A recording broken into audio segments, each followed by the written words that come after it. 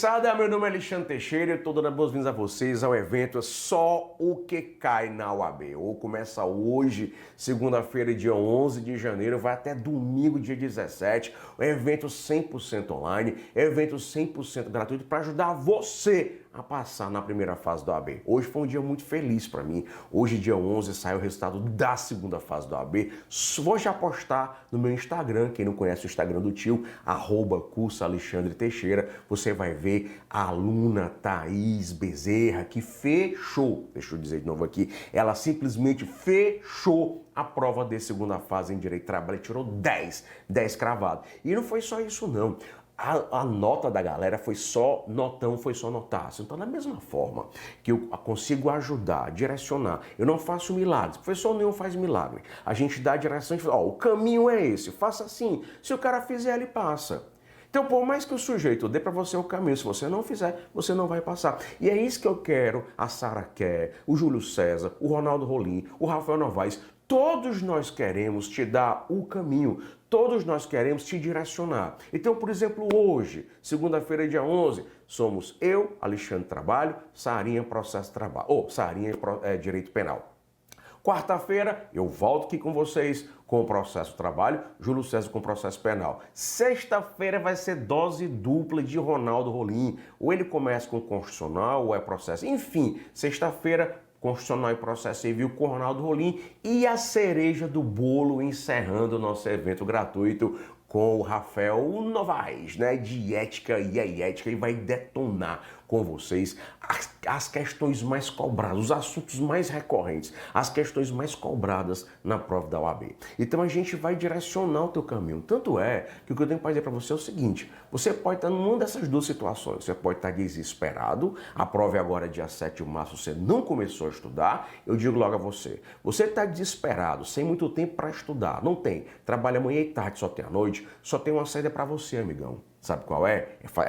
É fazer a prova. Mas só que para essa prova você precisa se dedicar a questões. Estudar 3 horas e meia por dia só de questões. Porque só estudando essas questões você começa a entender aquilo que cai na OAB. Agora, se você não está tão desesperado, se é daquelas pessoas que tem o dia inteiro para estudar e também vai começar a estudar agora, ou então vai fazer só o 32º exame de ordem, você que tem um pouco mais de tempo, teoria e questões, mas sempre questões. Moral da história, tenha você tempo para estudar. Ou não, as questões elas são essenciais. E o que vai te salvar mesmo e te aprovar é um negócio chamado ritmo de estudos. Então, com um cronograma eficiente de questões, tá? Com a sua boa vontade, a sua força de vontade, a sua determinação, você consegue criar um ritmo de estudos e passar na OAB. Então, eu digo várias vezes em todos os meus vídeos, não adianta. Por exemplo, você fazer um curso com os professores que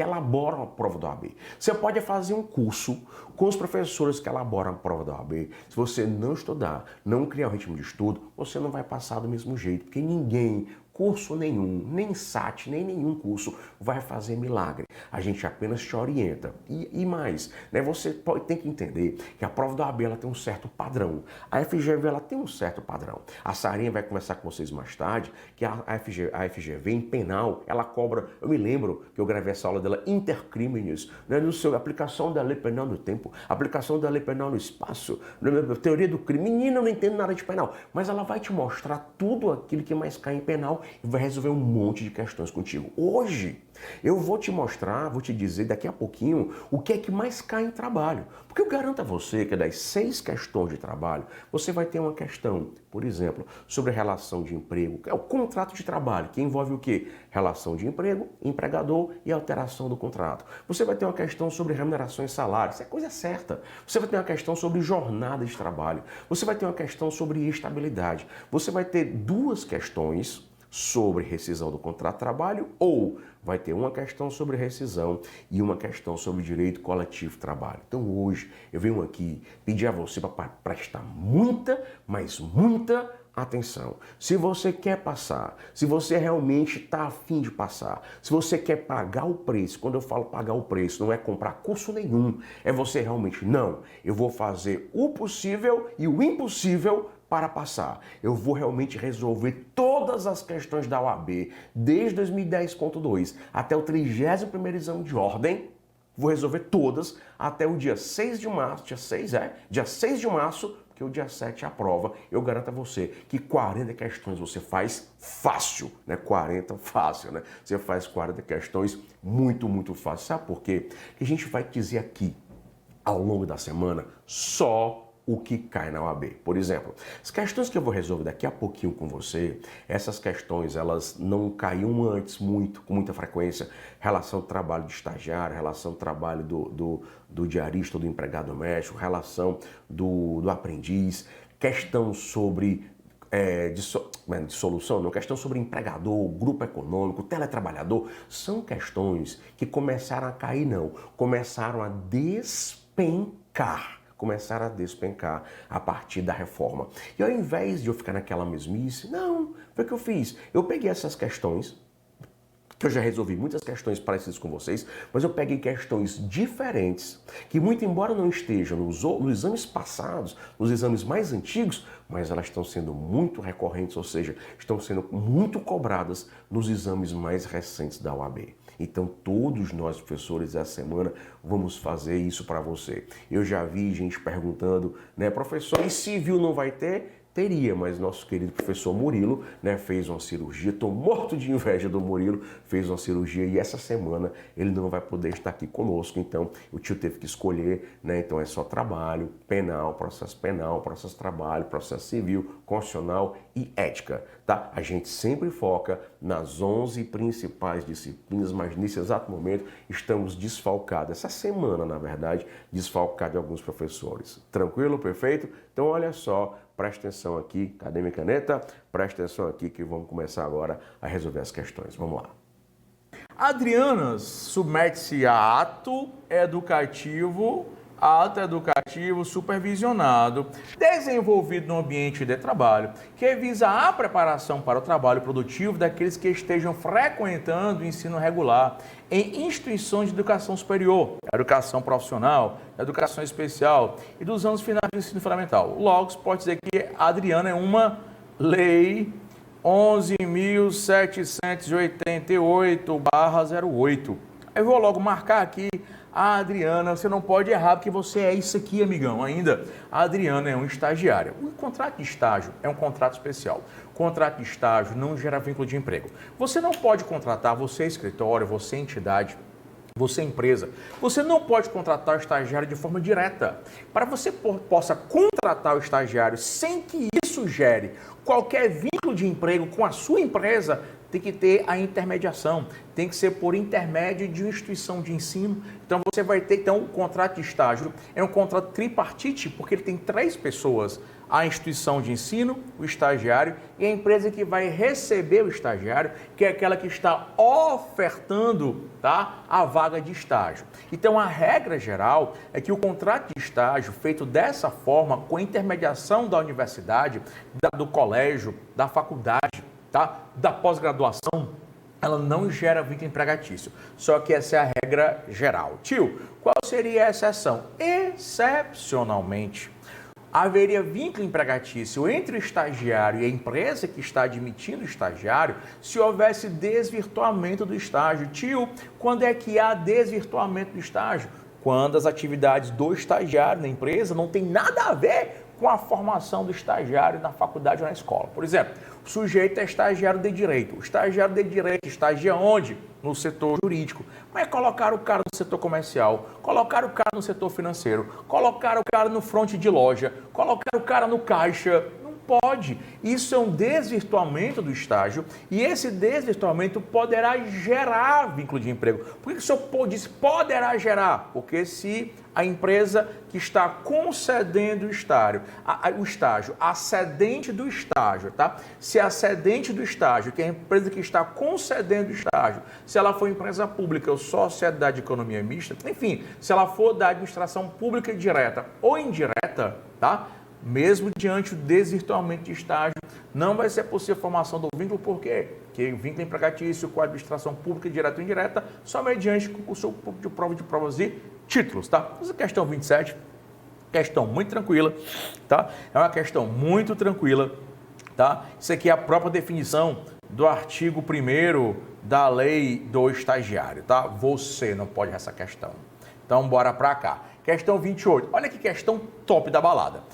Em 2012, Maria Júlia, não é Ana Júlia, né? Da musiquinha. Maria Júlia foi contratada como estagiária de direito em uma empresa pública. Olha só, negado, estagiária de direito, vai ter que estagiar no setor jurídico. Agora, cuidado, ó. Empresa pública federal que explora atividade bancária. Sua tarefa consiste em permanecer parte do tempo em um caixa, para receber o pagamento das contas d'água, luz, telefone, boleto bancário, e outra parte no auxílio de pessoas com dificuldade de usar o caixa eletrônico, os azuizinhos, amarelinhos, com base na hipótese, assinalar a correta. Tio, já sei, não preciso de mais nada. Aqui é contrato desvirtuado, certeza, contrato que foi desvirtuado. Geração do vínculo de emprego, então vamos lá. Letra A. Trata-se de estágio desvirtuado. Ora não. Assim gerará como consequência o reconhecimento do vínculo empregatício com a empresa, anotação da CTPS e pagamento de todos os direitos. Uhul! Só faltam 39. Você se lascou nessa. Por quê? Você não prestou atenção que trata-se do cedente do estágio. Trata-se de uma empresa pública federal. E empresa pública federal faz parte da administração pública indireta. Por mais que o contrato de estágio tenha sido desvirtuado, ninfa bebê, mas o vínculo de emprego com a administração pública só mediante concurso público de provas ou de provas e títulos, tá? Então, letra A, cuidado, pegadinha, estude só o que cai na OAB, olha só, estude só o que cai na OAB para você não cair nas pegadinhas da FGV, perfeito? Diante da situação, o juiz do trabalho poderá, letra B de bola, né? Diante da situação, o juiz do trabalho poderá determinar que o administrador responsável pelo desvio administrativo pague uma indenização. Cara, isso aqui podia até ser verdade se fosse justiça comum federal. Mas como não se trata de relação de emprego, tá? Não é relação de emprego, então a justiça do trabalho tá fora, ela é incompetente. Letra C, aí aqui seria o artigo 114, né? Artigo 114, inciso, né, 114, inciso 1º da Constituição Federal, tá? É impossível o vínculo, consequentemente, a questão aí não é trabalhista. Letra C, não há desvirtuamento do estágio. Falso. Nem vou ler o resto que está falso, porque sim é sim. Não é possível o reconhecimento do vínculo. Opa, muito embora tenha havido o desvirtuamento do estágio, haja vista a natureza jurídica daquele, né, que concedeu o estágio, que exige prévia aprovação em concurso público. O item D seria o item verdadeiro da questão. Questão 29 é? É. Questão 29. Paula trabalha, essa é massa, Paula trabalha na residência, olha, trabalha em residência, aí ou é diarista ou é empregado doméstico. Vamos só saber. Trabalha na residência 3 vezes por semana como passadeira. Em geral, comparece às segundas, quartas e sextas-feiras, mas, se necessário, mediante comunicação prévia, comparece em outro dia da semana, exceto sábado, domingo e feriado. A CTPS não foi assinada. Ó, pessoal, ele coloca isso aqui, que não foi assinado, para você achar que ela não é empregada. Porque as pessoas querem associar relação de emprego à CTPS. A CTPS não é o contrato de trabalho. A CTPS é apenas um dos meios de prova do contrato de trabalho. Se você não tiver CTPS anotada, não quer dizer que você não seja empregado, não quer dizer que você não tenha contrato. Você pode provar a existência do contrato por qualquer outro meio de prova indireto admitido. É o artigo 450 da CLT, tá? 456, tá? 456. Então, a CTPS não for assinada, não tem nenhum problema, porque ela não vai deixar de ser empregada por isso, e o pagamento é por dia trabalhado. Quando o Paulo não comparece, não recebe pagamento, e nem só punição, mas Silvia costuma sempre pedir que a ausência seja comunicada, o que a gente faz no dia a dia. Paula procura você como advogado. Acerca da situação jurídica, responda. Ó, vamos logo analisar. Se falou em residência, ou ela é diarista, e diarista não tem vínculo empregatício, não é empregado, portanto, ou ela é empregada doméstica, com todos os direitos trabalhistas de um empregado doméstico, inclusive regida pela Lei Complementar 150/15.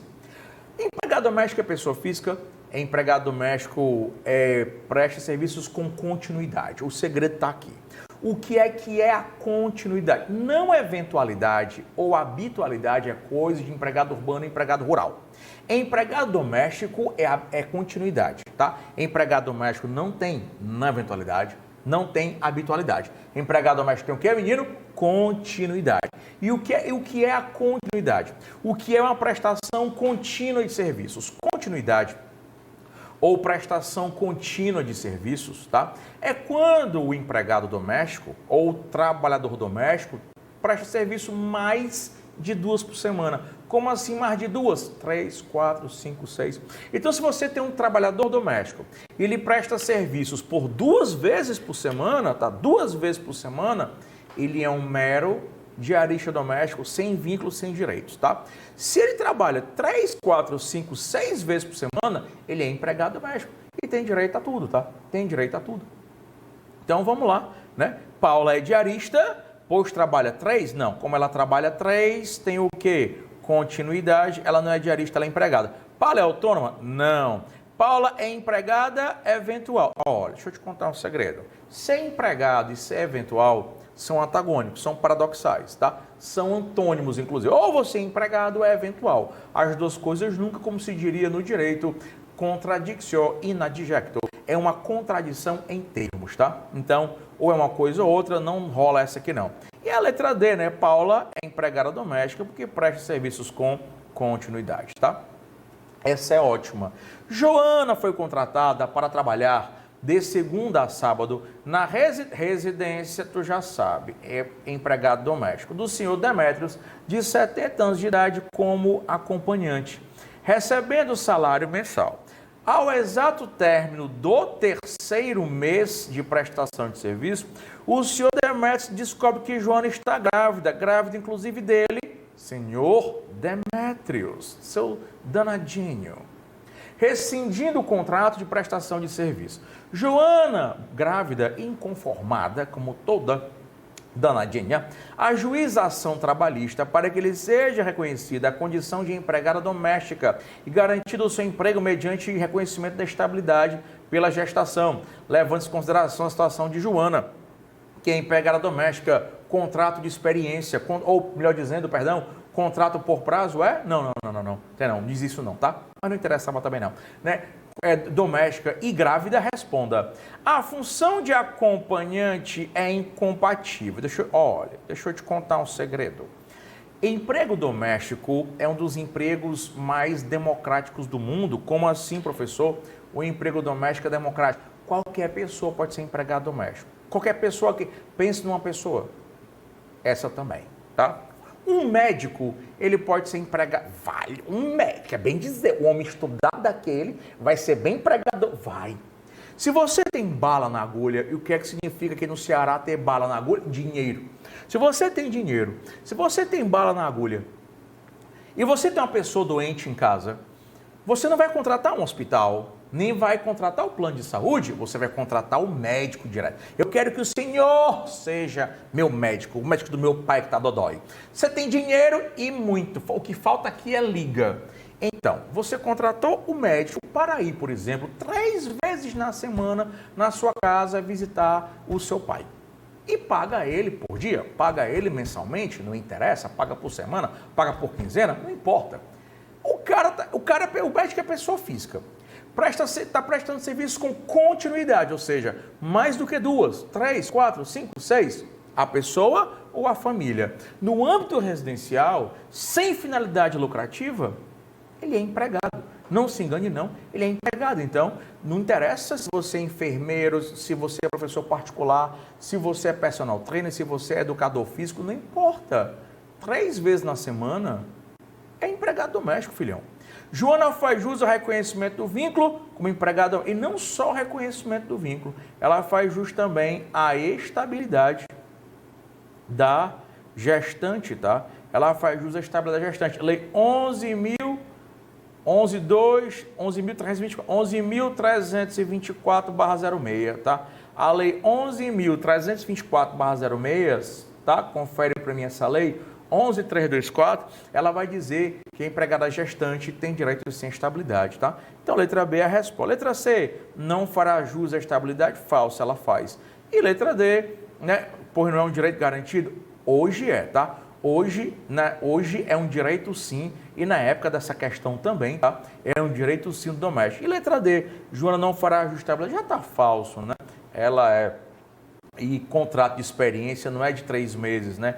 Contrato de experiência é de 90 dias e tinha que ser dito que era contrato de experiência. O contrato de experiência ele não se presume, porque contrato de experiência é contrato por prazo determinado.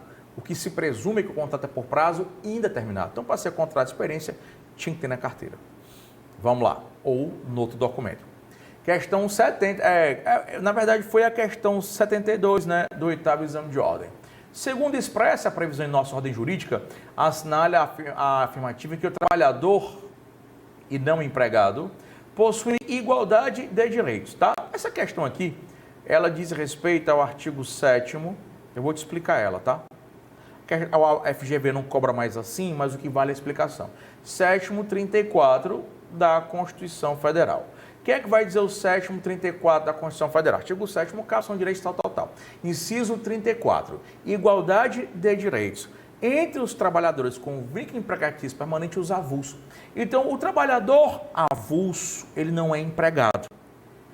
Mas ele tem, por força da Constituição Federal, ele tem os mesmos direitos trabalhistas do que o trabalhador com vínculo empregatício permanente. Carteira de trabalho, hora extra, noturna, periculosidade, né? O que você... FGTS. Se ele tem todos os direitos, e por que é que ele não é empregado? Porque a lei diz que não. E qual vai ser a diferença dele não ser empregado? Se ele tem todos os direitos, deixa eu te dizer.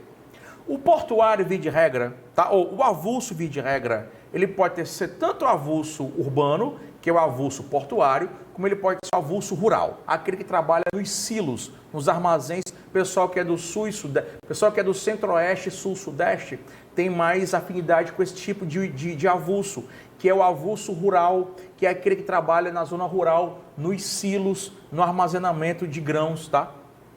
O que acontece? E aqui no Ceará a gente tem muito a ver com porto. Então vamos lá. O que acontece? Chega o naviozão aqui no porto. Fazer aqui a ponte, que é o comando, convés, fundiou, cheio de containers. A minha irmã, ela é oficial da Marinha Mercante, ela é imediata de navio. Aí chegou o navio no porto. Tá? Aqui no porto é cheio de quê? De avulso. Esses avulsos, muito embora tenha todos os direitos trabalhistas, esses avulsos, é que está o detalhe, eles só trabalham quando são chamados. E o que não acontece com o empregado? Quando você é empregado, vínculo empregatício, artigo 4º da CLT, esteja você trabalhando ou esteja você à disposição do empregador, aguardando o serviço, você é considerado à disposição, tempo de serviço, você recebe salário e remuneração. O avulso não. O avulso ele passa o dia todo à disposição do porto. Mas o avulso só recebe salário quando ele trabalha.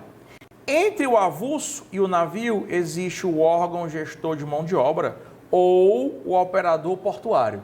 O navio entra em contato com o OGMO ou entra em contato com o operador portuário, que por sua vez entra em contato com os avulsos. Aí, aqui tem 200 avulsos à disposição. Esse navio só precisa de 20. Aí o órgão gestor ou operador portuário chamam 20. Quando esses 20 trabalharem, eles vão receber. E os outros 180, enquanto não trabalhar, não recebem, muito embora estejam à disposição. E salário, 13º, FGTS, férias, tudo proporcional ao tempo trabalhado, tá? Beleza? Então, muito embora não sejam empregados, mas têm os mesmos direitos que os empregados. 32, a empresa Gomes Sardinha Móveis procura um jovem portador de deficiência de 30 anos de idade para que seja contratado como aprendiz. de marceneiro. A empresa tem dúvidas sobre a possibilidade. O contrato de aprendizagem, ele é um contrato especial de trabalho. O contrato de aprendizagem é um contrato de emprego, só que ele é especial. Ele é especial por quê? Porque você celebra o contrato de aprendizagem com idade limitada entre 14 e 24 anos de idade. É um contrato obrigatoriamente por escrito, é um contrato por prazo determinado de no máximo 2 anos, tá? Claro que tem carteira de trabalho assinada e o empregado tem direito no mínimo ao salário mínimo, tá?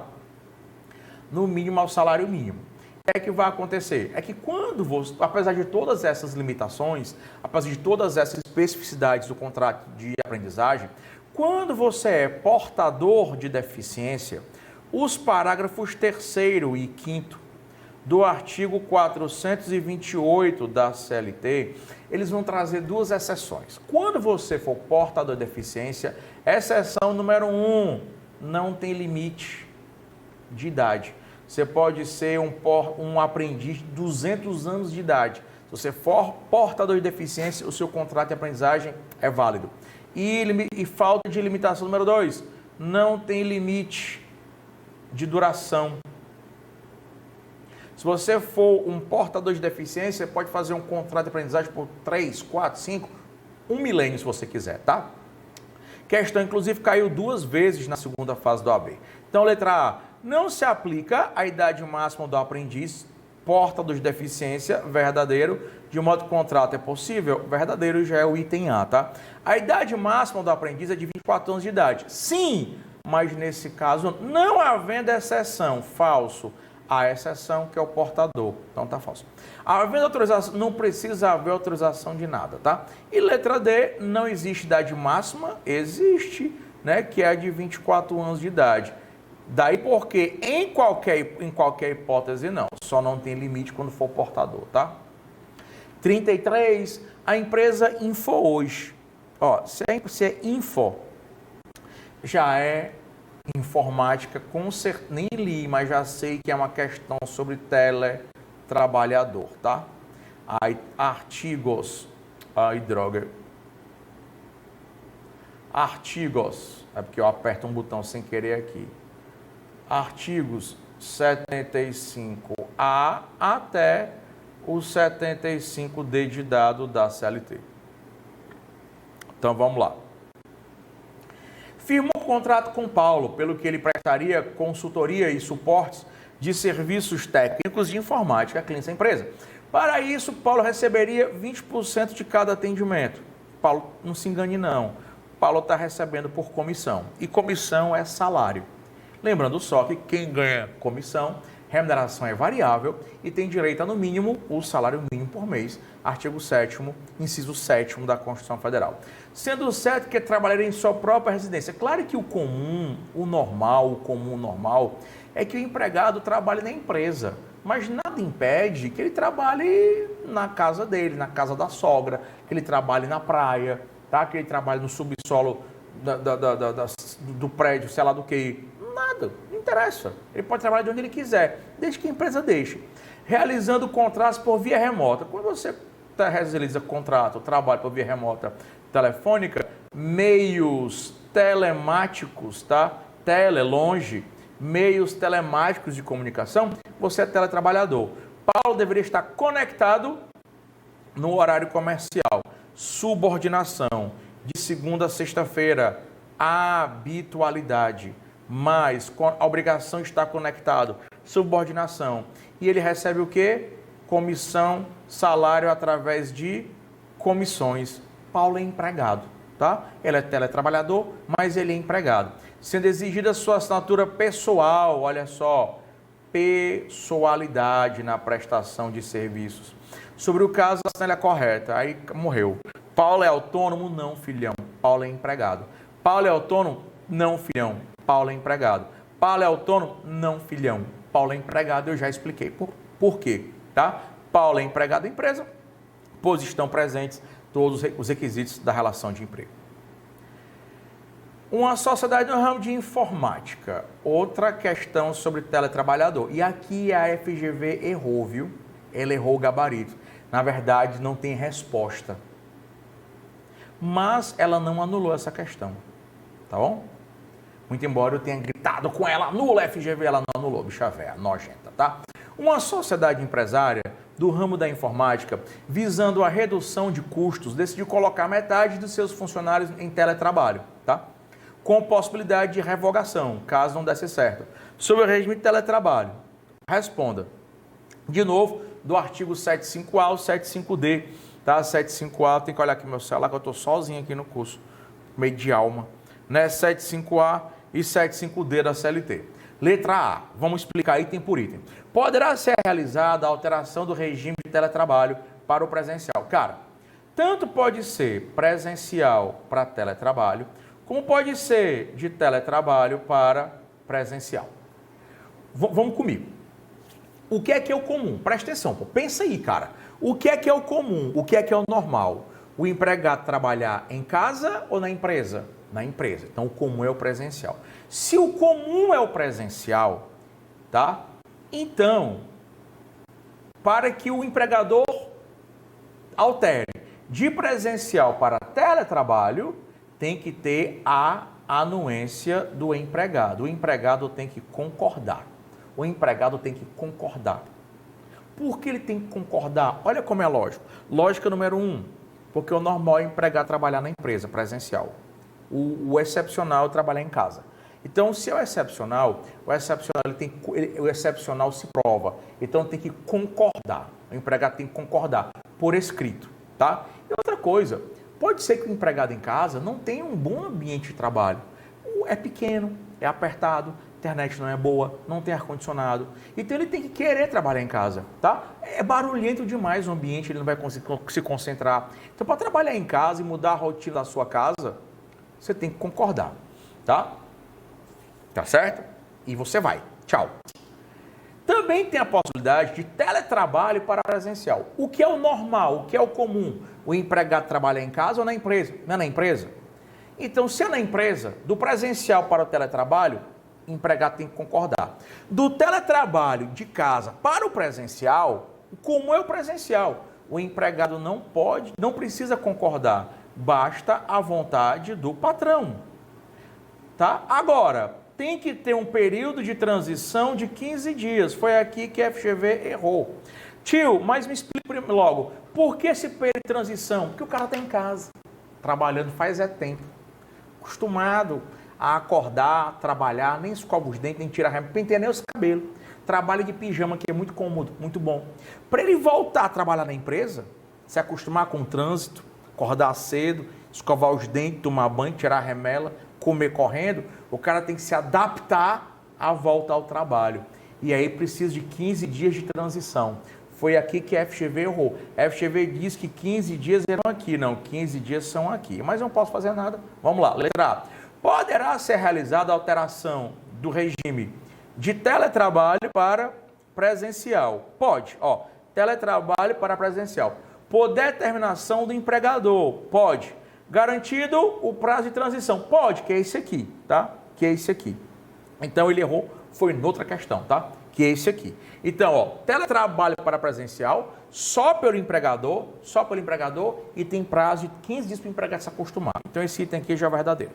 Os materiais fornecidos pelo empregador para o trabalho representam falso. A lei, ela proíbe, tá? Que esse que é o 75A e o 75B, eles proíbem que os aparelhos concedidos pelo empregador ao empregado, eles sejam considerados salário, tá? A jornada do empregado em teletrabalho que exceder o limite é paga como hora extra, falso. Por quê? Porque empregado em teletrabalho não tem direito a hora extra, tá? É o artigo 62 da CLT, o que é ótimo. Tá em casa, trabalha a hora que quer, mas também não tem hora extra e nem tem hora noturna, viu? Nem tem noturna. E letra D, a empresa pode implementar por vontade própria o teletrabalho. Não, por vontade própria não. Se for presencial para o teletrabalho, o comum é estar na empresa e não em casa, aí tem que ter acordo do empregado. O empregado tem que concordar. Então, a resposta correta é a letra A, tá? 35. Rogério foi admitido em 2017 numa locadora de automóveis como responsável pelo setor de contratos. Razão pela qual não necessitava comparecer diariamente à empresa, pois as locações eram feitas online. Outra questão sobre teletrabalho. Rogério comparecia à locadora uma vez por semana para conferir e assinar as notas de devolução do automóvel. O cara que é teletrabalhador, ele trabalha em casa, mas nada impede que, vez ou outra, ele vai na empresa prestar um serviço específico, como é o caso do Rogério. Então, o fato de o Rogério, uma vez por semana, ir na empresa, não descaracteriza, não desnatura o teletrabalho. Assim, o Rogério trabalhava em sua residência, com todo equipamento fornecido pelo empregador, que a gente já sabe que não tem natureza salarial, sendo que o seu contrato de trabalho previa expressamente o trabalho remoto e à distância. Lembrando que para você ter teletrabalho, o contrato precisa ser o quê? Por escrito, tá? O teletrabalho, o contrato é obrigatoriamente por escrito. Após um ano trabalhando desse modo, o empregador entendeu que Rogério deveria trabalhar nas dependências, quer dizer, de teletrabalho para presencial. Está em casa, acostumado, mordomia. Quando você sai da sua mordomia, em casa, mordomia. Quando você sai da mordomia, você consegue se adaptar de forma rápida ao trabalho? Não. Então você vai ter que ter um período aqui de transição de no mínimo 15 dias, tá? E que período começa por um dia teletrabalho, um dia na empresa. Um dia teletrabalho, um dia na empresa, tá? A decisão foi comunicada a Rogério por meio de aditivo no contrato. Nem precisava de aditivo no contrato. Porque quando for de teletrabalho para trabalho, basta a vontade do patrão, tá? Porque o correto é trabalhar na empresa. Com 30 dias de antecedência, olha como é danadinho. Ao ser dispensado, em momento posterior, Rogério procurou você como advogado, indagando sobre possível ação trabalhista por causa da situação. Acho que não vai ter nada, viu, negado? Tá tudo bonitinho. Não se tratando de modalidade de teletrabalho, não, filhão. É teletrabalho, sim, tá? É teletrabalho, sim. Desconsideração do trabalho de domicílio, não. O fato de ele comparecer semanalmente, a gente já viu aqui que não descaracteriza. B, falso. Deverá ser requerido o pagamento de horas extras pelo trabalho? Não, filhão. A gente viu que teletrabalho não tem hora extra, tá? Não tem hora extra, não tem hora extra, não tem hora noturna, não tem intervalo interjornada, nem intrajornada, porque ele não é submetido a controle de jornada. Em vista da modalidade de teletrabalho, a narrativa não demonstra qualquer regularidade verdadeira. Deverá ser requeridos valores de salário e utilidade. A gente já viu que o equipamento que o empregador dá não é salário e utilidade, tá? 36. Paulo trabalhou na empresa editora Livro Legal, sem receber verbas rescisórias ao final do contrato, sob a alegação de dificuldades financeiras da empregadora. Em razão disso, pretende ele ajuizar a ação trabalhista e procurou você como advogado. Então, trabalhou para a editora Livro Legal Limitada. Tá? Sabes que a empregadora de Paulo, Livro Legal Limitada, estava sob o controle e direção majoritária da editora mundial. Olha, cara, eu tenho uma empresa que controla a empresa A, controla, dirige e administra a empresa B. Eu tenho um grupo econômico. E grupo econômico eu tenho responsabilidade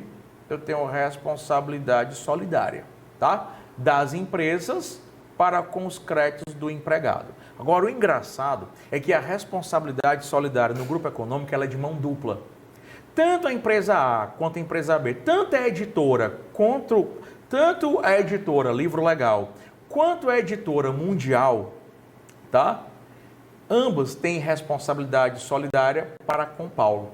Só que a responsabilidade solidária no grupo econômico é de mão dupla. Paulo também tem a responsabilidade solidária para com as empresas. Isso quer dizer o quê? Que Paulo pode trabalhar para as duas empresas ao mesmo tempo, na mesma jornada, sem que isso se caracterize, sem que isso se constitua na existência de mais de um contrato. Ou seja, sob a égide, sob a existência de um único contrato, tá? Sob a égide, sob a existência de um único contrato, ele pode trabalhar para as duas e é só um salário, tá? É só um contrato, súmula. A gente vai ter uma questão dessa já já. Súmula 129 do TST. Então, vamos lá. assinale a afirmativa que melhor atende a necessidade e a segurança do crédito do seu cliente, tá? Melhor. Então, se é solidário, ele pode entrar com reclamação contra as duas. Poderá incluir a sociedade empresária controladora no polo passivo da demanda e esta responderá solidariamente. E esta responderá solidariamente. E essa responderá solidariamente verdadeiro, né? Porque a responsabilidade vai ser uma responsabilidade solidária, sim, tá? Responderá solidariamente com a empregadora, já pois se trata de grupo econômico verdadeiro, deve ser isso aqui. Bora ver o que é que está falso. Poderá incluir a sociedade controladora no polo passivo? Pode. E esta responderá subsidiariamente falso, né? Solidária. Numa relação de responsabilização falso que é solidária. Não se trata de grupo falso, que se trata assim que eu já expliquei. 37. Carlos, professor, olha que legal. Eu acabei de explicar na passada. Carlos, professor de educação física e fisioterapeuta, trabalhou para a academia Boa Forma. Inclusive, eu estou precisando ir para essa academia aqui. Boa Forma SA. Que assinou sua carteira de trabalho. Então, Paulo é empregado, está aqui Paulo. Ele é empregado da Boa Forma, tá?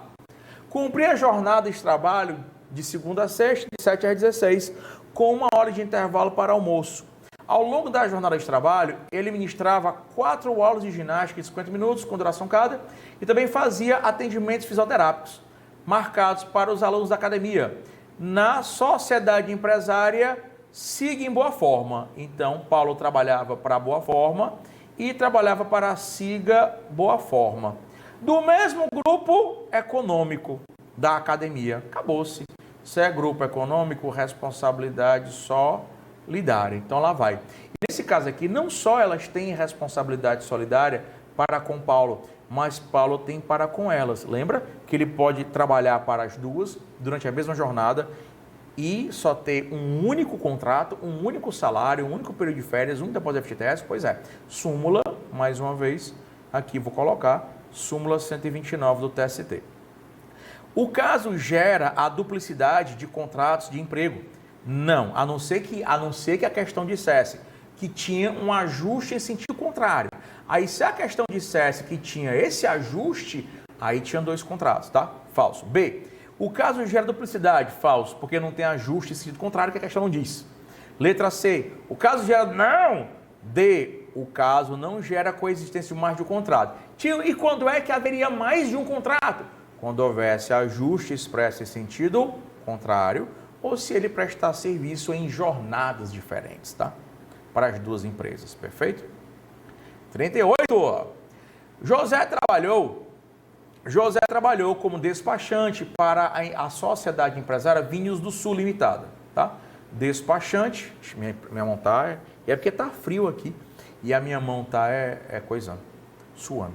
Despachante, tá? Para quem? Para empresas, rapaz, um vinhozinho.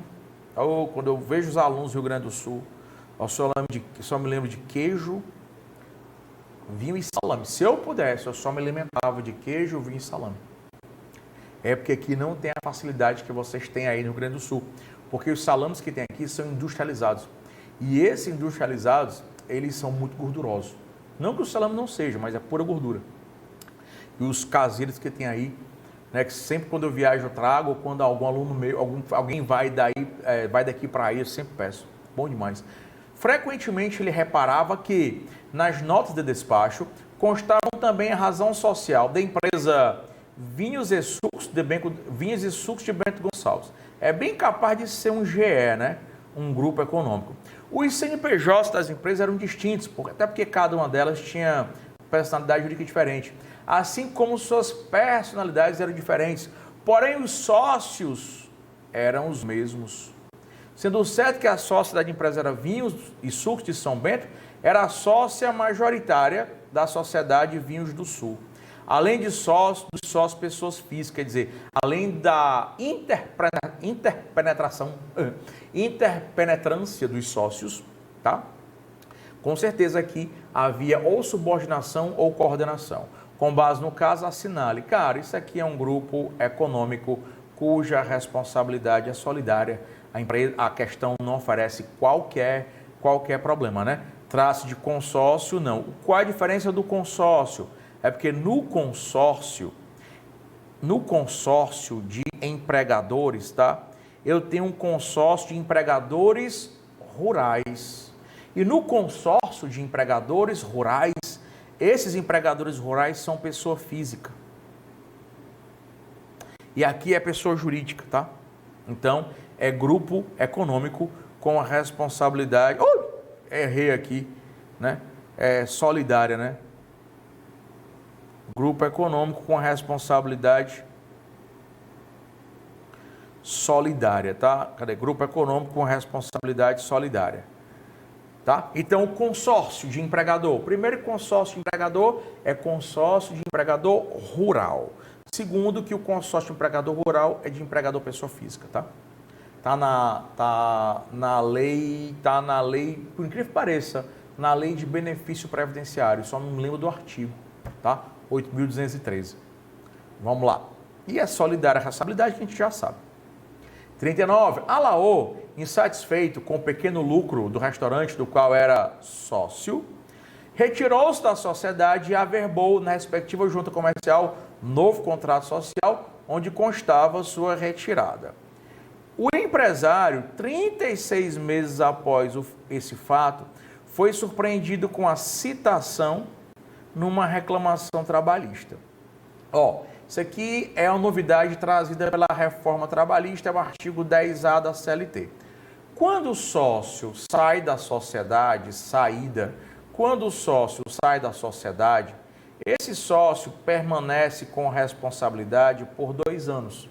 Então, no momento em que ele sai da sociedade, qualquer reclamação trabalhista proposta nesse período de 2 anos da sua saída, tá? Qualquer reclamação trabalhista proposta dentro desse período de 2 anos de sua saída faz com que o sócio tenha a responsabilidade. Agora, se após 2 anos da saída do sócio, o cara entra com reclamação trabalhista, aquele sócio retirante, o sócio excluído retirante não é aquele cara aqui do Nordeste que foge da seca, tá? O que se retira da sociedade, o sócio retirante, o sócio excluído, depois de 2 anos, ele perde a responsabilidade. 36 meses depois, né, foram 3 anos, 3 anos após a saída, foi que entraram com reclamação dias antes, tá? Então, ele não tem responsabilidade. A Laô responde solidariamente? Não, porque ele nem responde. A Laô não mais responde na ação trabalhista em referência pelos débitos da sociedade. Por quê? Porque foi excluída há mais de 2 anos. E a reclamação trabalhista foi proposta depois de 2 anos da saída de Alaô da sociedade, tá? E eu acho que é a última questão agora, né? É assinar a alternativa em que há incontroversamente responsabilidade solidária, tá? No contrato de empreitada em relação ao dono da obra. Ele falou de forma incontroversa. E eu vou dizer para você que isso aqui é de verdade. Existe uma controvérsia grande na jurisprudência se a responsabilidade aqui seria solidária ou subsidiária. Como ele quer de forma incontroversa, que não tem controvérsia, falso, né? No contrato de terceirização lícita, não. No lícita é subsidiária. Se fosse ilícita, é que seria solidária, falso. No caso do grupo econômico, verdadeiro, que é o parágrafo 2º, né, do artigo 2º da CLT. No caso do contrato temporário, em relação ao tomador ou cliente, caso a empresa temporária esteja em recuperação judicial. Cara, isso aqui era verdade. Já foi verdade. Tá? Inclusive, isso aqui era o previsto, mas no artigo 16 da Lei 6.019/74. Na terceirização temporária, quando, bem aqui, ó, terceirização, tomador, empresa de terceirização, trabalhador terceirizado, tomador de serviço. Quando a empresa tomadora de serviços na terceirização, quando a empresa de terceirização na terceirização temporária, ela falia ou na época entrava em concordata ou hoje em recuperação judicial, essa aqui que tinha responsabilidade subsidiária passava a ter responsabilidade solidária. Só que o artigo 16 foi revogado, tá? Então, não tem mais. Resposta correta é a letra C de Corra, menino, que lá vem FGV, tá? Bem, pessoal, terminamos aqui de resolver todas essas questões e vocês viram que elas aparentemente difíceis, mas quando a gente começa a resolver uma, resolver outra, a FGV começa a repetir aquelas questões, elas ficam muito mais fáceis. Sabe por quê? Porque isso aí que a gente deu, que eu dei hoje para você, que a Sarinha vai já dar, que os meninos vão dar o resto da semana, isso é só o que cai na OAB, tranquilo? Vamos esperar agora, vou chamar a vinheta, esperar a Sara entrar, tá? E ó, quarta-feira tem de novo eu, processo trabalho, Júlio César, processo penal, sexta-feira, dose dupla de Ronaldo Rolim, constitucional e processo civil, e aí a cereja do bolo não pode deixar de ser, esse aí é imexível, é o meu amigo Rafael Novaes, com ética, e a gente volta já.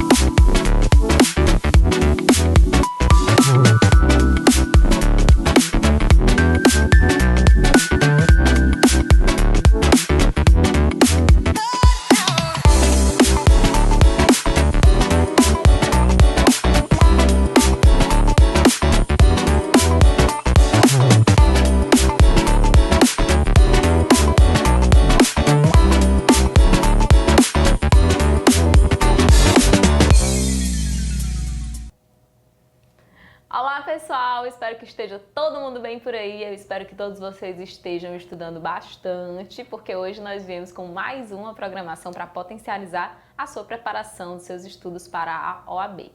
Hoje nós vamos fazer uma coisa um pouquinho diferente, hoje nós vamos tratar de várias questões que só caem na OAB.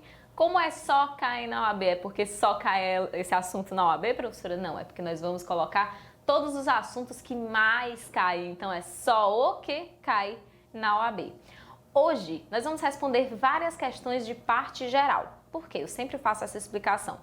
Embora a gente veja em vários sites de bancos de dados de provas e de questões que a maioria das questões da OAB estão lá, né, linkadas como se elas fossem de crimes em espécie, quando você vai abrir essa aba, você percebe que nem sempre ela trata da espécie do crime em saber qual é o artigo, quais são as disposições específicas, quais são as súmulas aplicáveis. Na maioria das vezes são questões sobre leis e súmulas relacionadas à parte geral aplicadas àquele crime. Vou explicar melhor.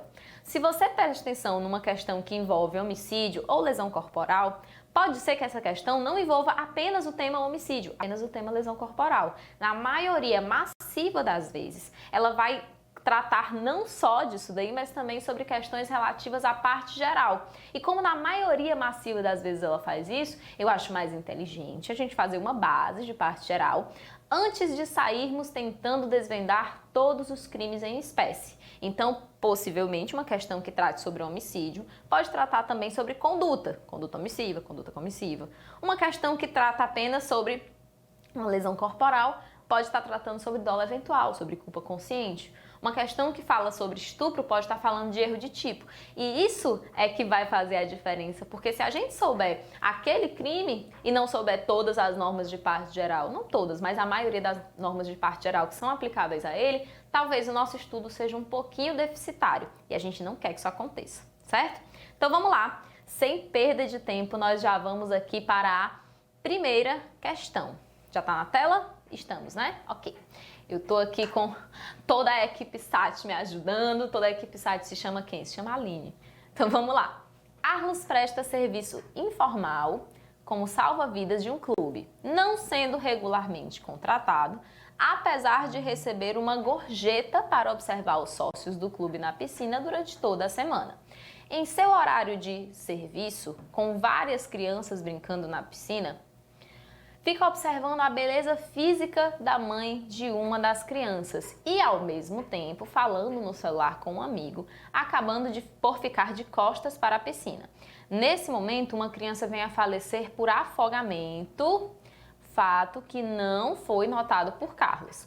Sobre a conduta de Carlos, assinale a afirmativa correta. Vamos lá.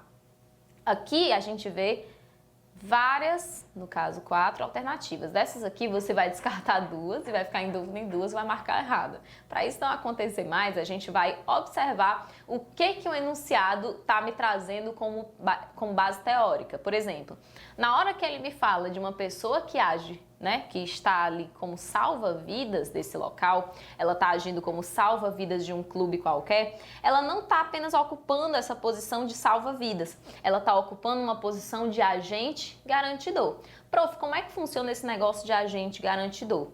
O agente garantidor, basicamente, vai ser aquele ser humaninho que se responsabiliza por outra pessoa e que os resultados danosos que acontecerem com ela provavelmente foram porque ele não tomou conta tão bem assim.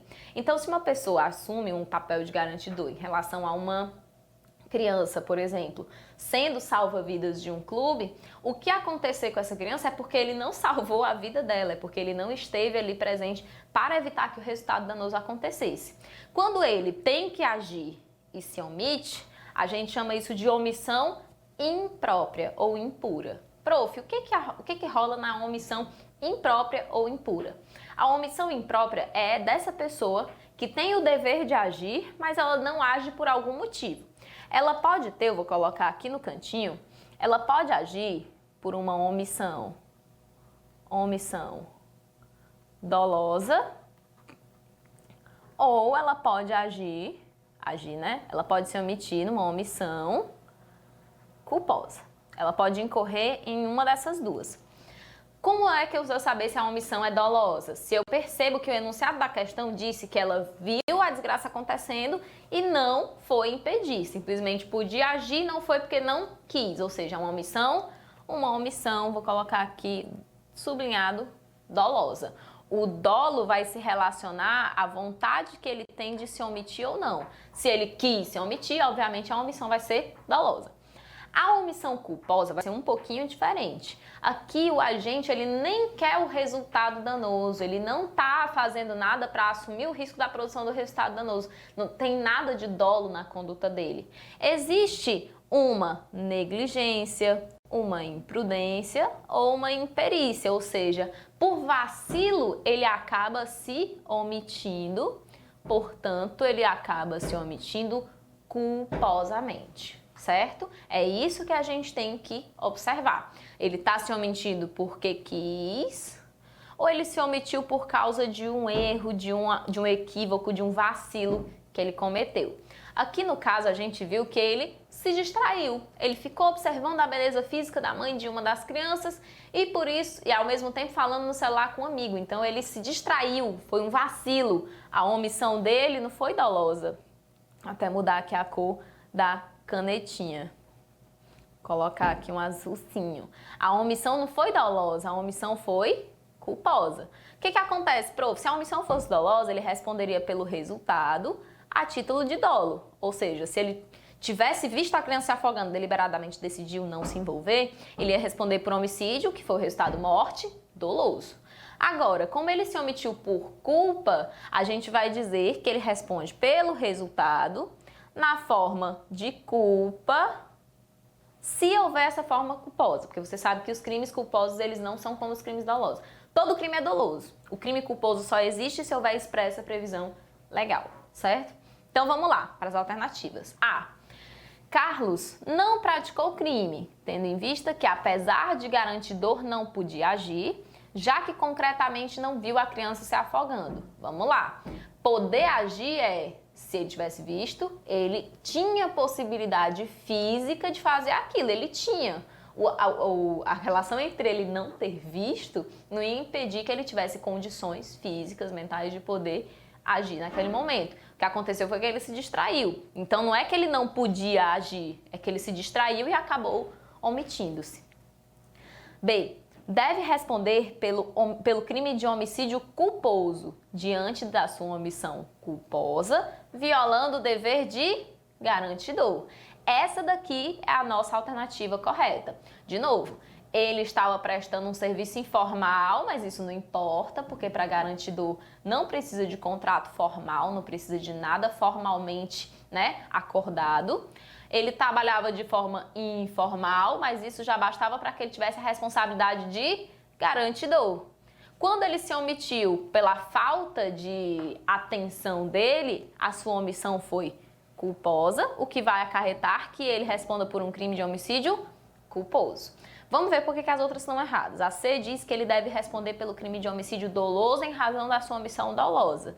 Nem a omissão foi dolosa e nem ele vai responder por homicídio doloso. Omissão dolosa se ele tivesse visto e dito deliberadamente que não vou deixar essa criança aí, nem gosto dela, entendeu?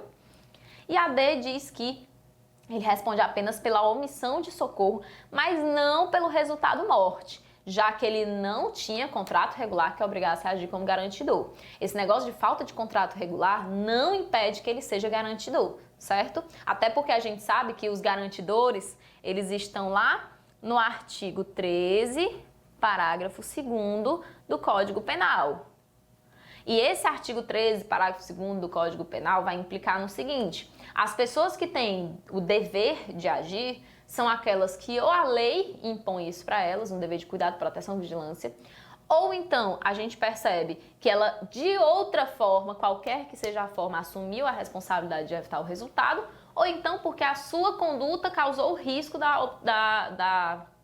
desse resultado acontecer. O que aconteceu foi o da linha B. De outra forma, ele assumiu a obrigação de evitar o resultado. Mesmo que informalmente ele estava lá como salva-vidas e isso já era suficiente para ele ser garantidor. Então, ele não responde só pela omissão de socorro, não. Ele responde como agente garantidor. Vamos aqui para o próximo slide. 2. Wilson, competente professor de uma autoescola, guia o seu carro por uma avenida à beira-mar e no banco do carona está a sua noiva, Ivana. No meio do percurso, Wilson e Ivana começam a discutir. A moça reclama da alta velocidade empreendida. Assustada, Ivana grita com Wilson, dizendo que, se ele continuasse naquela velocidade, poderia facilmente perder o controle do carro e atropelar alguém. Wilson, por sua vez, desculpa, escorregou aqui, responde que Ivana deveria deixar de ser medrosa e que nada aconteceria, pois se a sua profissão era ensinar os outros a dirigir, ninguém poderia ser mais competente do que ele na condução de um veículo. Todavia, ao fazer uma curva, o automóvel derrapa na areia trazida para o asfalto por conta dos ventos do litoral, o carro fica desgovernado e acaba ocorrendo o atropelamento de uma pessoa que passava pelo local. A vítima do atropelamento falece instantaneamente. Wilson e Ivana sofrem pequenas escoriações. Cumpre destacar que a perícia feita no local constatou excesso de velocidade. Aqui no próximo slide a gente tem as opções, que perguntam aqui se ele agiu com dolo direto, dolo eventual, culpa consciente ou culpa inconsciente. Essa daqui é até mais fácil. Dolo direto, a gente tem o artigo 18.1, primeira parte do CP, que diz o seguinte: eu digo que o crime é doloso quando o agente quis o resultado, ou, no caso do dolo eventual, que é o artigo 18, inciso 1, segunda parte do CP, quando o agente assumiu o risco de produzir esse resultado. Aí nós temos as modalidades de culpa, consciente e inconsciente. Vamos lá. A culpa consciente, ela é basicamente quando uma pessoa sabe dos riscos que a sua conduta vai trazer e, além de saber, ela tem uma característica muito particular. Eu vou até mudar aqui a corzinha tinta dessa caneta. Vou colocar um vermelhinho só para destacar. Além dele saber, rola uma confiança excessiva nas próprias habilidades. O que isso quer dizer? Quer dizer que ele sabe o que pode acontecer e ele não tem nem vontade de chegar lá e nem está assumindo risco. Ele simplesmente está dizendo que ele tem tanta habilidade que com ele isso não acontece. Poderia acontecer com outra pessoa. É por isso que a doutrina costuma falar que na culpa consciente o agente prevê a situação danosa e, além dele prever a situação danosa, ele a afasta, diz que com ele não vai acontecer. É diferente do que acontece aqui no dolo eventual quando ele assume o risco, porque assumir o risco é dizer, pode acontecer, eu não tô nem aí. É diferente de uma pessoa que, como o Wilson, na questão, disse, olha, eu tenho habilidade suficiente para contornar isso. Você não está falando com qualquer pessoa, você está falando com um professor de alta escola. Então vamos lá. Ele agiu com dolo direto? Não, porque nada indica que ele quisesse o resultado acidente de trânsito. Ele agiu com dolo eventual? Eu também não posso dizer isso, porque o dolo eventual implica que a pessoa, prevendo o resultado, não se importe com a sua produção. Ela fica indiferente à produção. E ele não estava indiferente, ele estava dizendo que não ia acontecer. Que com ele não aconteceria porque ele tinha habilidade suficiente para contornar aquela situação. Então, dolo eventual também não foi. Opa, eu acabei voltando um pouquinho aqui. Peraí, gente, vai dar tudo certo. Anterior. A culpa consciente também a gente vai ver que foi o que mais se aproximou do que a questão narrou. No caso aqui da culpa consciente, né? Você sabe que ele foi alertado, ele não só devia saber da própria cabeça dele, mas ele foi alertado pela noiva dele, né? Pela Ivana. E na hora que ele foi alertado, ele disse assim, olha, eu tenho habilidade suficiente para contornar essa situação, só que aconteceu que ele não contornou. Aconteceu que o resultado danoso aconteceu de qualquer modo.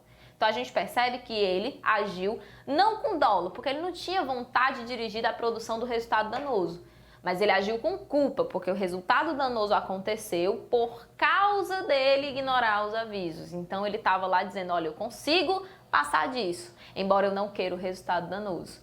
Essa é a nossa culpa consciente. Basicamente é o fudeu, sabe? O dolo eventual é o foda-se, ele não liga para produção do resultado. Mas a culpa consciente é basicamente o fudeu, porque ele pensa, vou conseguir passar por isso e não vai dar em nada. Só que dá. Então ele pensa, fudeu. A culpa inconsciente é basicamente a pessoa que tem uma leseira acima da média, como eu costumo dizer. Leseira acima da média. E vem a ser o que essa leseira acima da média, professora? Porque assim, quando você está sendo acusado de um crime culposo, você tem, e isso é trabalho da promotoria, isso é trabalho de quem está exercendo a sua acusação, eles têm que comprovar que você previu o resultado danoso, ou que você pelo menos poderia ter previsto, sabe por quê? Porque ninguém pode ser acusado por um negócio absolutamente imprevisível. Imagina que você está dirigindo aqui na sua, dentro do limite de velocidade, e uma pessoa se joga na frente do seu carro. Isso daí vamos pensar de forma física, certo? O seu carro colidiu com essa pessoa que se jogou na frente dele. Então você foi a causa da morte dela, o seu carro foi a causa da morte dela. Mas isso não significa que você teve responsabilidade dentro dessa morte, que você deva ser responsabilizado subjetivamente. Por quê? Você viu que o que aconteceu era completamente imprevisível e que você, com a sua conduta mais cuidadosa, não conseguiria evitar. A culpa inconsciente é quando você percebe numa situação. É uma situação que, embora previsível, não foi percebida pelo agente. E o agente causa o resultado por causa da sua conduta negligente, imprudente e imperita. Eu vou dar um exemplo. Você está dirigindo aqui num retão e tem 3 faixas. Você está na faixa do meio. Se você, no automático, resolve mudar de faixa, a maioria das pessoas não vai olhar no espelho para ver se não vem ninguém atrás, ligar a seta e só depois entrar. A maioria das pessoas faz o seguinte: liga a seta enquanto vira o volante para entrar na outra faixa. Por quê? Porque na sua cabeça a outra faixa estava livre. Só que tinha um pontinho cego em que tinha um motociclista e você, na hora que entrou, acabou colidindo com ele. Então veja, era uma coisa previsível? Era, porque a pessoa sempre tem que, antes de mudar de faixa, verificar nos espelhos se dá para mudar de faixa. Ele não cumpriu essa norma, portanto ele agiu de uma forma imprudente. Na hora que ele, por causa de uma situação que ele podia ter contornado, era só ter atenção, causou o dano nessa pessoa, esse dano pode ser imputado a ele, pode ser responsabilidade dele, porque se ele tivesse agido de uma forma mais prudente, isso não teria acontecido, certo? Essa é a culpa inconsciente. Então, embora seja um negócio muito óbvio, às vezes o agente nos toca disso. Gabarito letra C, vamos para a próxima questão. 3. Após discussão em uma casa noturna, Jonas, com a intenção de causar lesão, aplicou um golpe de arte marcial em Leonardo, causando fratura em seu braço.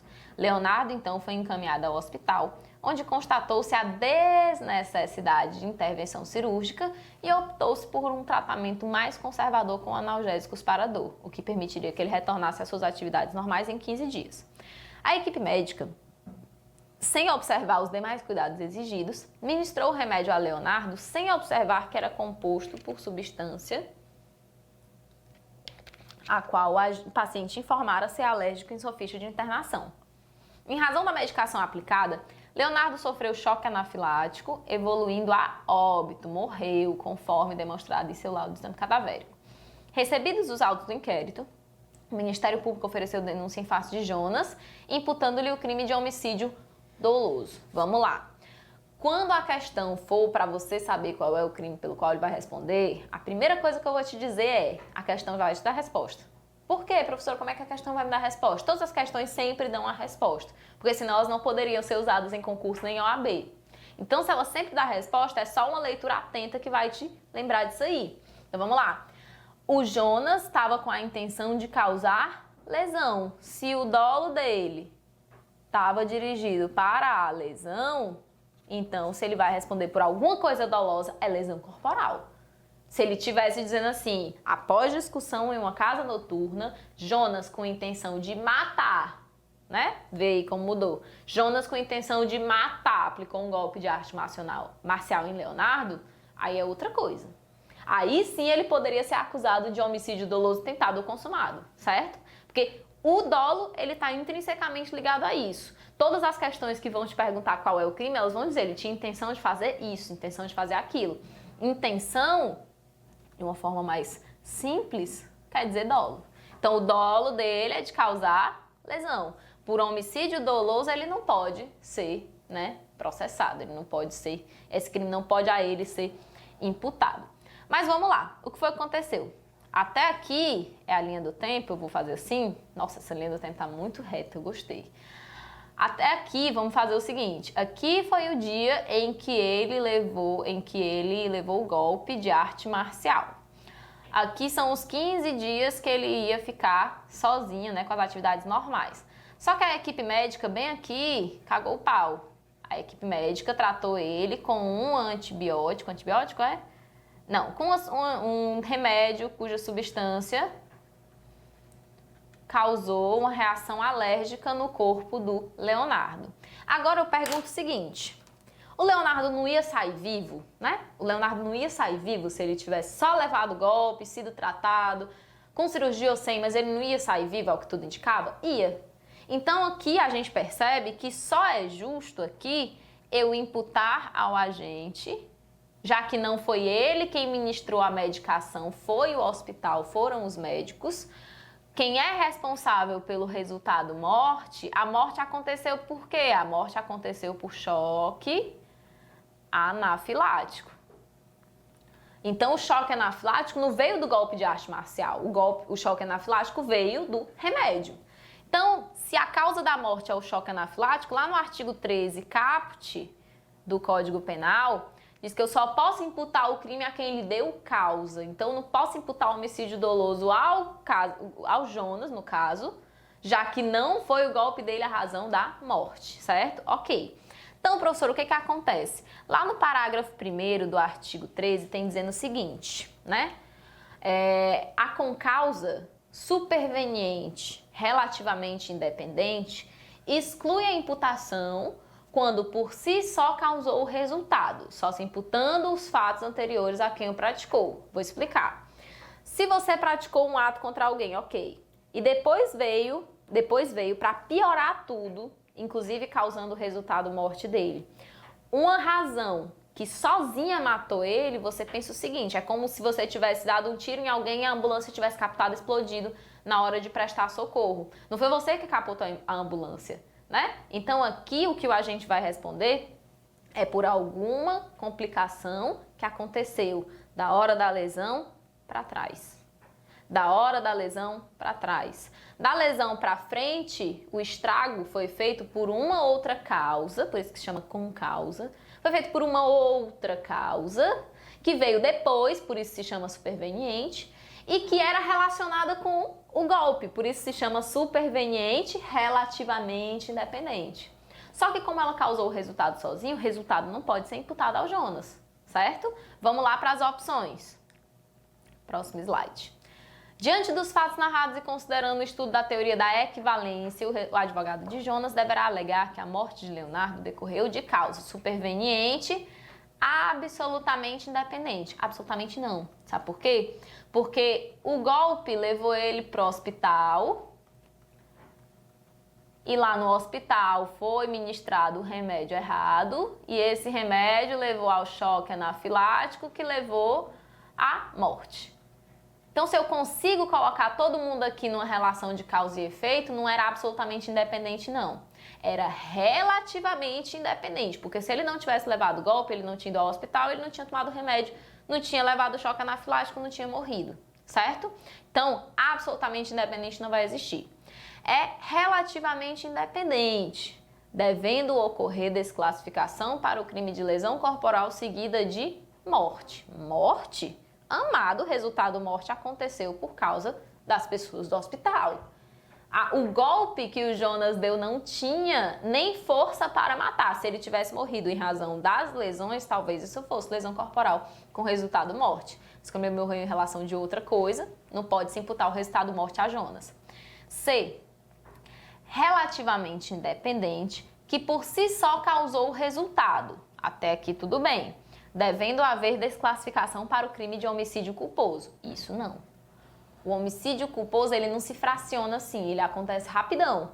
Então, se ele tinha intenção de causar lesão, ele responde por lesão. O resultado morte, sendo imputado a ele, ia incorrer em outra classificação doutrinária. Então, aqui eu não posso dizer que apenas aconteceu um homicídio culposo, porque a pena do homicídio culposo não vai, na verdade, o homicídio culposo, ele não vai abranger a lesão dolosa que foi causada pelo Jonas antes. Então, essa lesão dolosa vai para onde? Ela tem que ser punida. E a D, a única alternativa que resta, é uma concausa, né, superveniente, relativamente independente, que por si só provocou o resultado, segundo o parágrafo 1º do artigo 13 do Código Penal, devendo haver desclassificação para o crime de lesão corporal, não podendo ser imputado o resultado morte. Próxima questão. Braulio, rapaz de 18 anos, conhece Paulo em um show de rock em uma casa noturna. Os dois, após conversarem um pouco, resolvem dirigir-se a um motel e ali, de forma consentida, o jovem mantém relações sexuais com Paula. Após, Braulio descobre que a moça, na verdade, tinha apenas 13 anos e que somente conseguiram entrar no show mediante a apresentação de carteira de identidade falsa. O que vai acontecer com o Braulio, já que ele teve relação com uma pessoa que tem 13 anos e, portanto, ele comete, para todos os efeitos, o crime do artigo 217-A do Código Penal, que é o crime de estupro de vulnerável. Vamos lá. Por parte, certo? Aqui a questão quer saber se você maneja o tema erro de tipo. O que é o erro de tipo?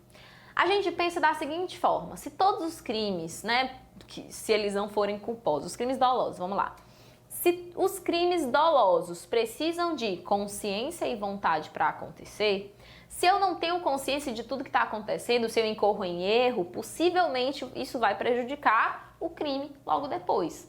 Então eu penso da seguinte forma: se eu comprovo que o Braulio, na hora das relações sexuais que ele manteve com a Paula, sabia que ela tinha 13 anos, aí eu digo que ele cometeu o estupro de vulnerável e que ele tem que ser punido. Porque o estupro de vulnerável só existe na forma dolosa. Então, quando eu digo que o estupro de vulnerável só existe na forma dolosa, eu estou dizendo que o que tem dentro do artigo 217A tem que ser pelo menos de conhecimento e vontade dele, certo?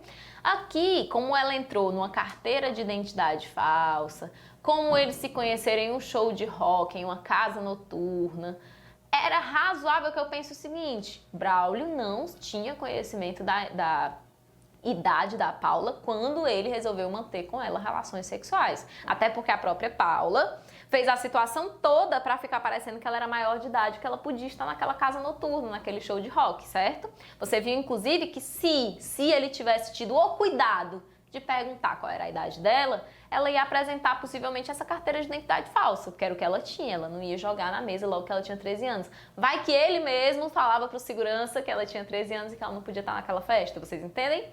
Então aqui a gente vai pensar da seguinte forma: já que o dolo, no caso, já que o dolo é composto por consciência e vontade, e o agente não tinha consciência de tudo que estava rolando, porque ele próprio foi enganado, eu digo que esse crime não pode existir, porque se ele é um crime doloso, ele só existe com a comprovação do próprio dolo, certo? Então esse crime não existiu. O estupro de vulnerável não pode ser imputado ao Braulio.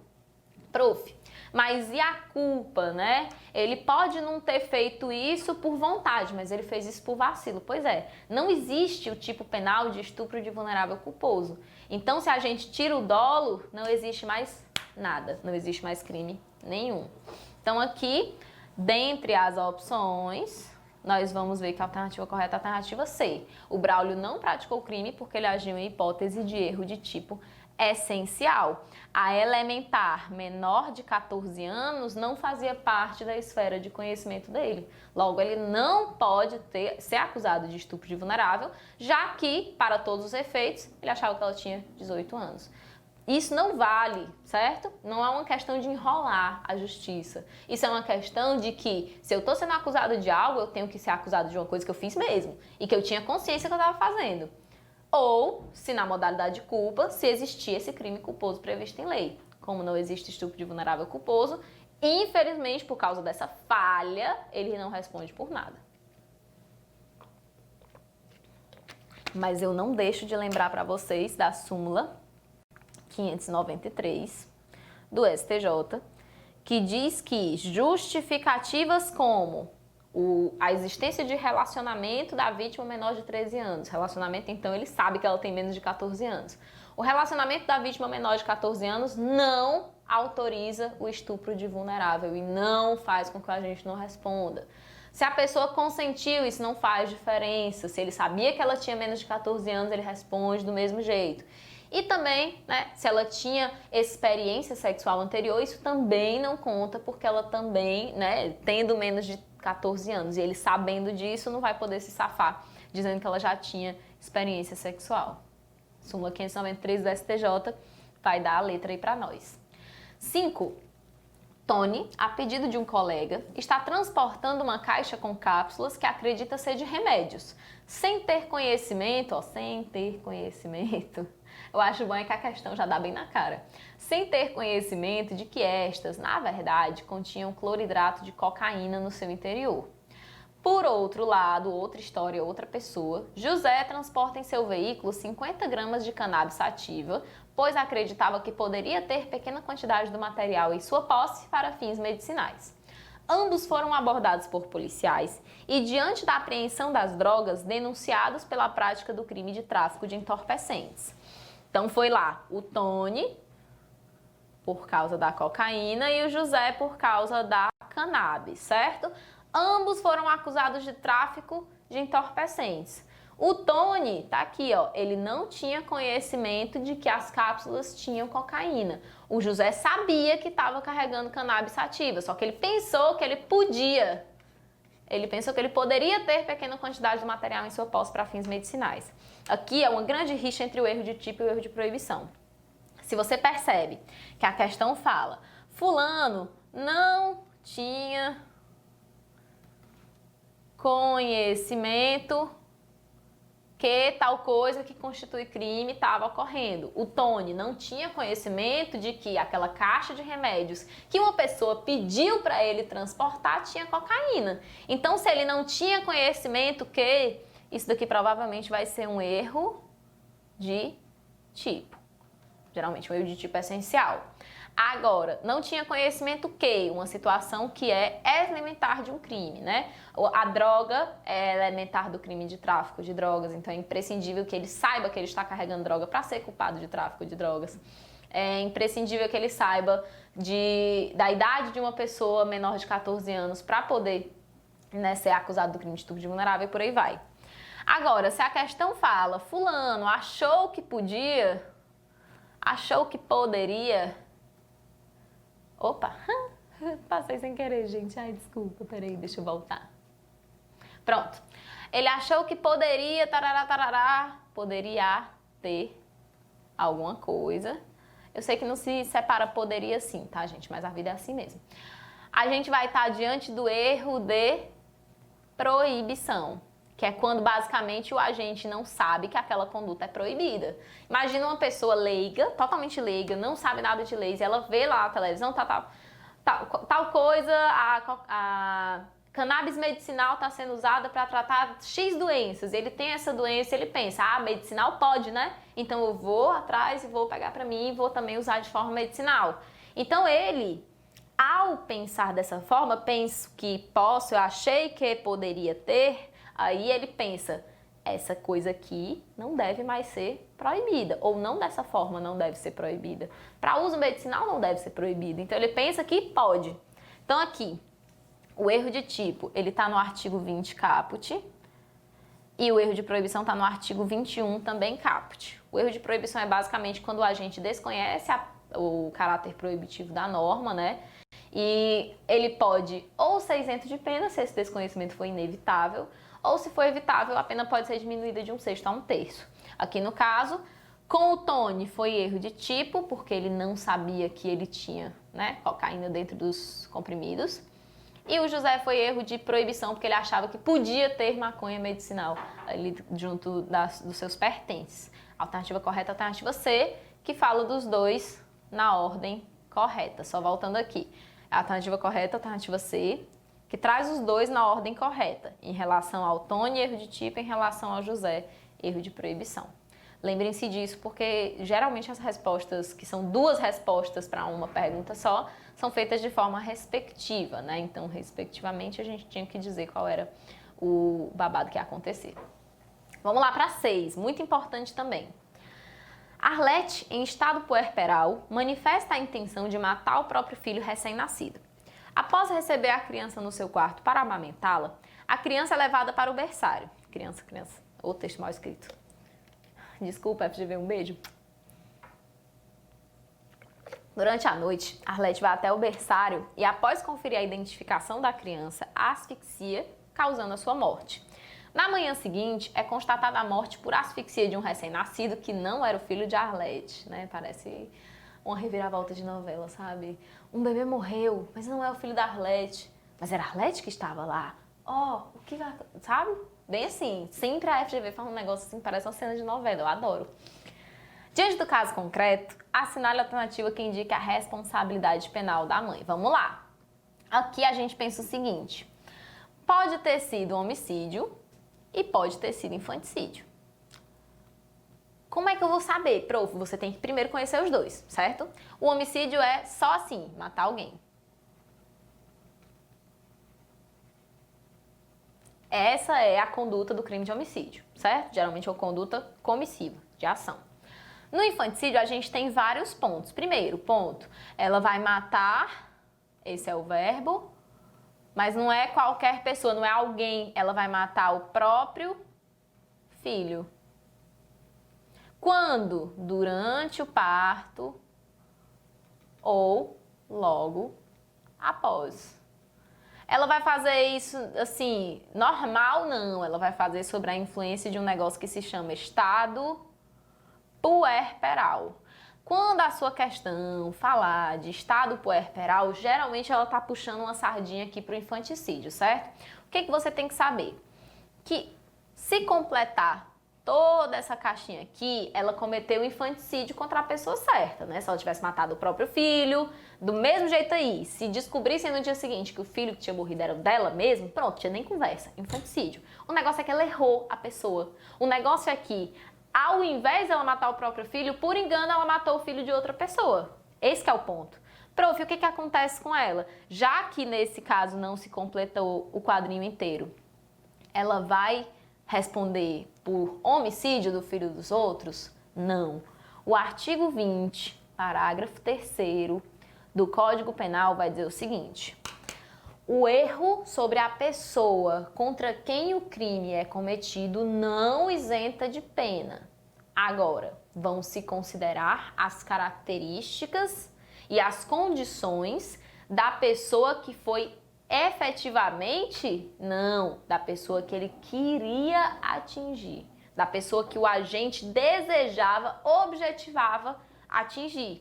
Então aqui você vai lembrar o seguinte: já que eu estou falando de erro sobre a pessoa, eu não quero saber quais são as características do bebê que efetivamente morreu, que não era o filho da Arlete.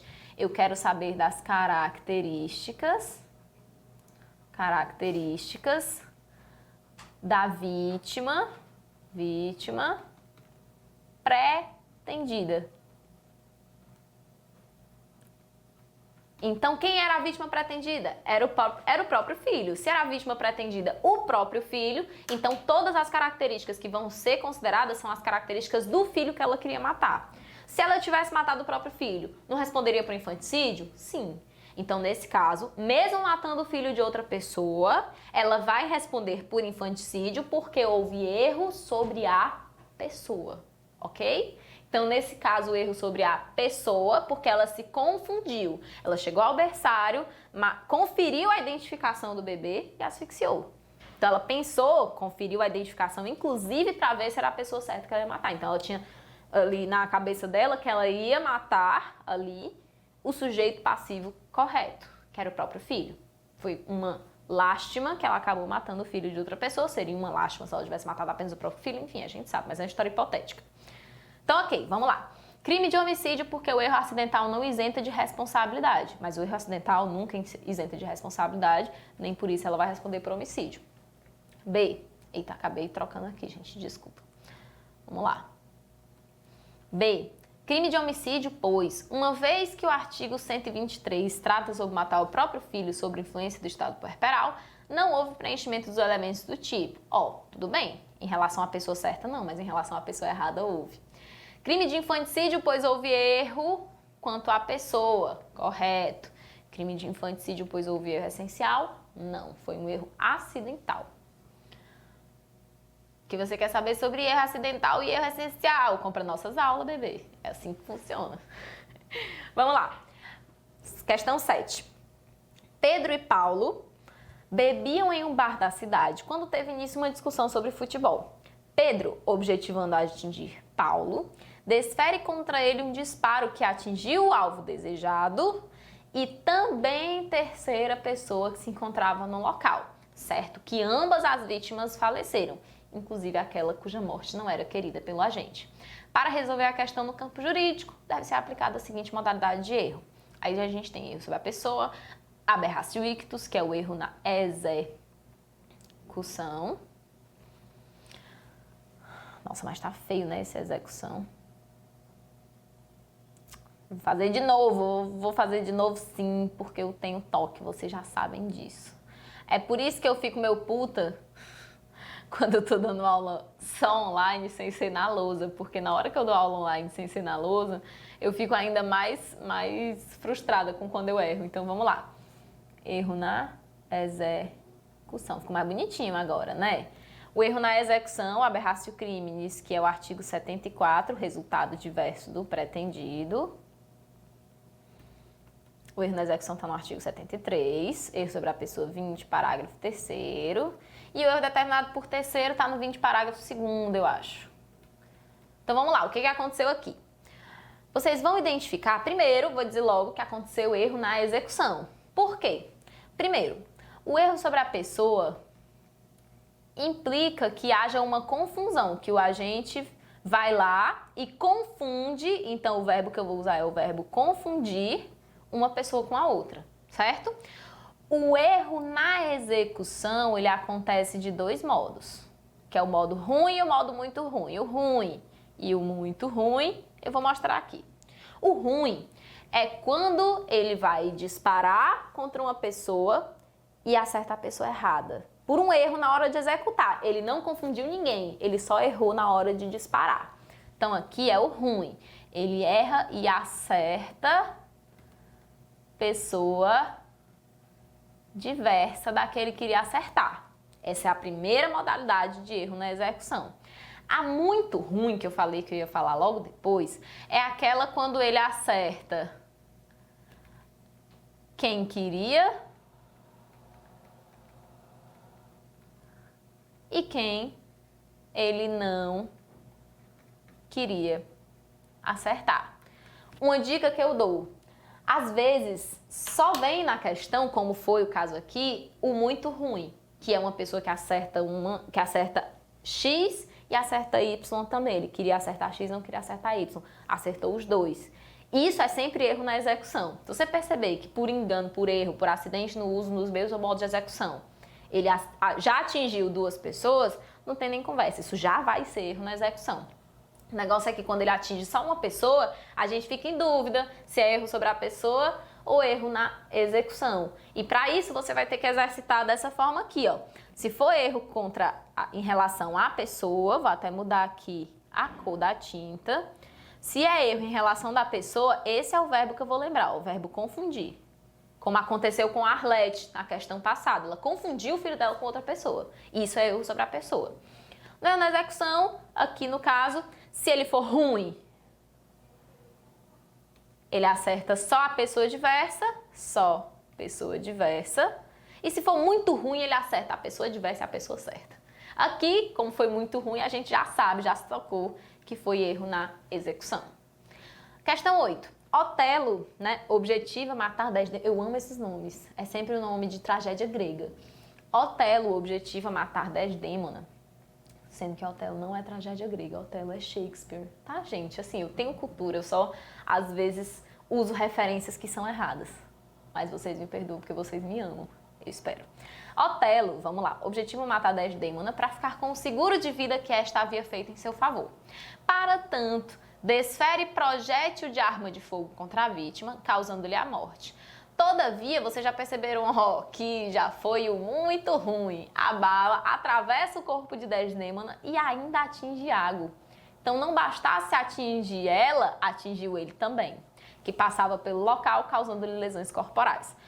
Considerando que Otelo praticou o crime de homicídio doloso qualificado em relação a Desdêmona e por tal crime recebeu pena de 12 anos de reclusão, bem como que praticou o crime de lesão corporal leve em relação a Iago, tendo recebido pena de 2 meses de reclusão, é correto afirmar que a.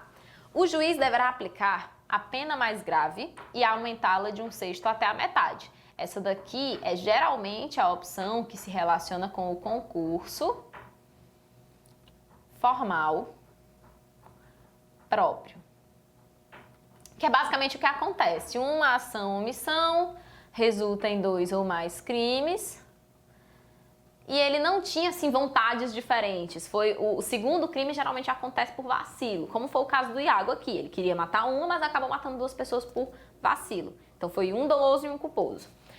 Se o juiz soma as penas, ou eu estou diante de um concurso material, ou eu estou diante de um concurso formal impróprio ou imperfeito, que é quando o agente até causou tudo com uma ação ou omissão, causou esses 2 ou mais crimes. Só que aconteceu um problema. Esses 2 ou mais crimes, todos eles, ele tinha desígnios autônomos para esses crimes. E pode ser uma terceira opção, que é quando o juiz aplica a regra do concurso material ao concurso formal, porque ela é mais vantajosa. Porque vamos pensar o seguinte, 12 anos, se eu for tirar aqui o aumento de pena do concurso formal, é 1/6 até a metade. Então vamos dizer que o juiz aplicasse o menor aumento, que é de 1/6. Se eu for dividir 12 anos por 6, eu vou ver que 1/6 são 2 anos, certo? Eu vou ver que 1/6 são, desculpa gente, 2 anos. Se eu percebo que 1/6 são 2 anos, pelo aumento do concurso formal perfeito, que seria a regra aplicável, ele ia ficar com 14 anos de reclusão. Agora, se eu penso, tá lá no artigo 70, parágrafo único, se eu não me engano. Quando a regra de aumento de pena for, desvantajosa, o juiz aplica a regra de soma mesmo. Então, ele faria, ao invés de 12 anos mais 2 anos igual a 14 anos, o juiz simplesmente, admitiria a soma de 2 anos com 2 meses. Ficaria 2 anos, 2 meses de reclusão. Então, o juiz deveria somar as penas. Dê uma olhada no artigo 70, parágrafo único, tá? Porque é ali que a gente tira a regra do concurso material benéfico, certo? Que foi o que aconteceu. O concurso formal, ele é uma norma que me dá uma certa vantagem. É uma norma que existe para beneficiar o acusado. Só que, às vezes, a norma, ela acaba o tiro saindo pela culatra, sabe? Por exemplo, nesse caso, em que ia ser só um aumentozinho de 1/6, só que foi pior do que se o juiz simplesmente somasse as penas. Então, aqui nesse caso, quando a exasperação, que é esse aumento de 1/6 até a metade, for desvantajoso, o juiz vai trocar o critério e vai acabar somando as penas. Ao invés de 14 anos, ele fica com 12 anos e 2 meses de reclusão. Vamos lá, 9. Mariano, 59 anos de idade, possuía em sua residência 302 vídeos e fotografias com cenas de sexo explícito envolvendo adolescentes. Descobertos os fatos, foi denunciado pela prática de 302 crimes do artigo 241b da Lei 8.069/90, que é o ECA. O crime é adquirir, possuir, possivelmente, foi o que ele foi enquadrado, ou armazenar por qualquer meio fotografia, vídeo ou outra forma de registro que contenha sexo explícito ou pornográfico envolvendo criança ou adolescente, em concurso material, sendo descrito que possuía o material proibido. Os adolescentes das imagens não foram localizados. Encerrada a instrução e confirmados os fatos, o Ministério Público pugnou pela condenação nos termos da denúncia. O que a gente vai falar em sede de alegações finais, sendo que o acusado confessou e não dá para desfazer a prova, ou seja, eu não posso pedir absolvição. A gente tem que se tocar que nem sempre dá para livrar ele de tudo. A gente vai focar em fazer isso tudo ficar menos pior. Então é aqui basicamente que eles querem saber o que a gente vai fazer. Eu vou pedir a absolvição de Mariano porque ele não participava de nenhuma das cenas? Não, porque não tem nada a ver com participar. O crime participar ia ser provavelmente estupro de vulnerável e não esse crime do artigo 241A do ECA. 241B, perdão. O reconhecimento de crime único do artigo 241B. Essa aqui tá certa, sabe por quê? Porque a apreensão foi uma só. Quando a apreensão é uma só, isso já aconteceu em outras ocasiões. Já aconteceu nessa questão aqui dos crimes do artigo 241B, quando a apreensão de vários vídeos, ele responde por um crime só, que era possuir vídeos de cenas contendo sexo explícito. Aqui, a gente podia pensar também no artigo, 16 do Estatuto do Desarmamento, se uma pessoa é pega na mesma apreensão com 2 armas de calibre restrito. E a gente podia pensar o contrário, se fossem armas de uso de calibre permitido do Estatuto do Desarmamento, se fossem achadas 2, 3 armas de uso permitido, aí ele ia responder por um crime só do artigo 14. Qual é a única exceção? Se ele, no mesmo contexto, vai ser achado com armas de uso permitido e também a arma de uso proibido ou restrito. Porque aí sim eu tenho que punir ele pelo 14 e também pelo 16, porque são calibres diferentes de arma. Mas aqui, em que o objeto material é todo o mesmo e foi uma apreensão só, ele vai responder por um crime só do artigo 241B. Ele não corresponde a um crime para cada vídeo que foi encontrado, certo? Concurso formal de crimes não foi, porque a gente achou isso tudo em uma ocasião só. E extinção da punibilidade do acusado em razão do desinteresse do adolescente, eu não vou nem comentar, porque eu acho que não precisa, não é possível. 10, pra gente encerrar, estamos encerrando aí na horinha, encerrar redondinho para ser legal. Vamos lá falar do Gilson. Gilson, 35 anos, juntamente com o seu filho Rafael, de 15 anos, em dificuldades financeiras, iniciaram atos para a subtração de um veículo automotor. Gilson portava arma de fogo e quando a vítima tentou empreender fuga, ele efetua disparos contra ela, a fim de conseguir subtrair o carro. O episódio levou o proprietário do automóvel a falecer. Segundo a súmula 610 do STF, o crime de latrocínio se consuma com a morte da vítima. Então, mesmo que eles não levassem o carro, o latrocínio já estaria consumado. Descobertos os fatos, apesar disso, os agentes não levaram o veículo, já que outras pessoas que estavam no local chamaram a polícia. Mesmo eles não levando o veículo, já está consumado pela morte da vítima. Ok. Descobertos os fatos, Gilson é denunciado pelo crime de latrocínio consumado e corrupção de menores em concurso formal. Corrupção de menores por quê? Porque ele estava praticando essa conduta que a lei determina como crime, junto com um adolescente, junto com uma pessoa menor de 18 anos, maior do que 12, porque ele é adolescente, mas uma pessoa menor de 18 anos, com menor de idade. Sendo ao final da instrução, após confessar os fatos, condenado à pena mínima de 20 anos, é foda, o latrocínio ele tem pena mínima de 20 anos, e a pena mínima de 1 ano pelo delito de corrupção de menores, não havendo reconhecimento de quaisquer agravantes ou atenuantes. Reconhecido, porém, o concurso formal de crimes, ao invés de as penas serem somadas, a pena mais grave foi aumentada de 1/6, resultando em um total de 23 anos e 4 meses de reclusão. Considerando a situação narrada, o advogado de Gilson poderia pleitear observando a jurisprudência dos tribunais superiores em série de recursos de apelação.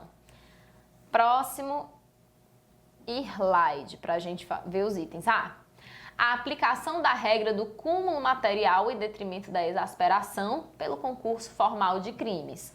Essa daqui é exatamente o que aconteceu nas questões anteriores, na questão que a gente falou da soma das penas no concurso formal próprio, formal impróprio.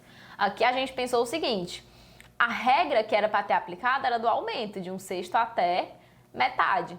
Só que tem horas que essa regra aqui, ela foi pensada para ser uma vantagem.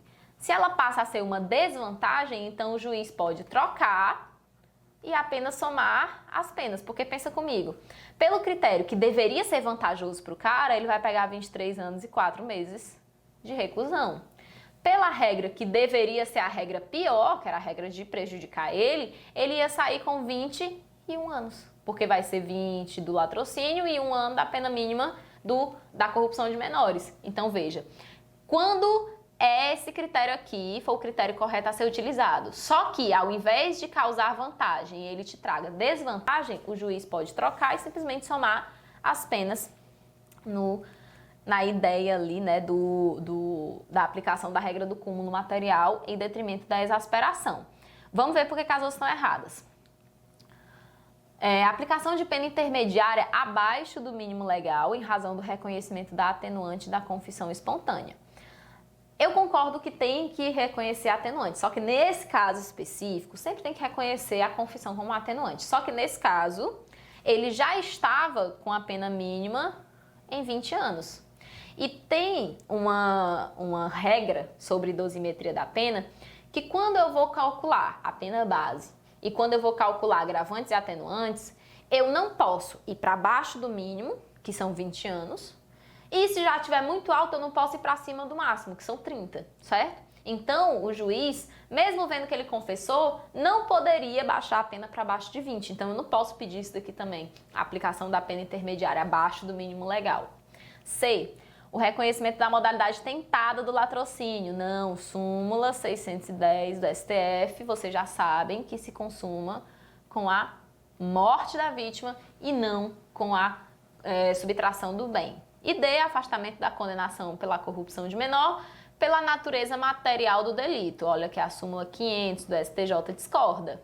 O STJ diz que não tem esse negócio de, não, eu não corrompi esse menor, não, ele já estava corrompido antes. Ou então pensar, não, eu não corrompi esse menor porque apesar de ter praticado o crime, ele continua fazendo todas as tarefas dele normalmente, ele não está traumatizado, está indo pro psicólogo e tal, não interessa. Se você praticou um crime com menor de idade, você vai responder por corrupção de menores, mesmo que não se comprove a efetiva corrupção do menor, porque isso é dispensável, segundo a súmula 500 do STJ. Galera, foi isso, né? Eu espero que vocês tenham gostado, apesar da nossa conversa ter sido relativamente rápida. Eu acho que deu pra gente falar sobre muita coisa interessante. Dessa forma, eu vou me despedir aqui de vocês, mas eu vejo aí que vocês continuam estudando, eu fico muito feliz com isso. Eu espero que essas questões e essas anotações tragam um pouquinho mais de clareza ao seu momento aí de concentração em tudo que você tem que fazer, em tudo que você tem que estudar. Um cheiro e até a próxima!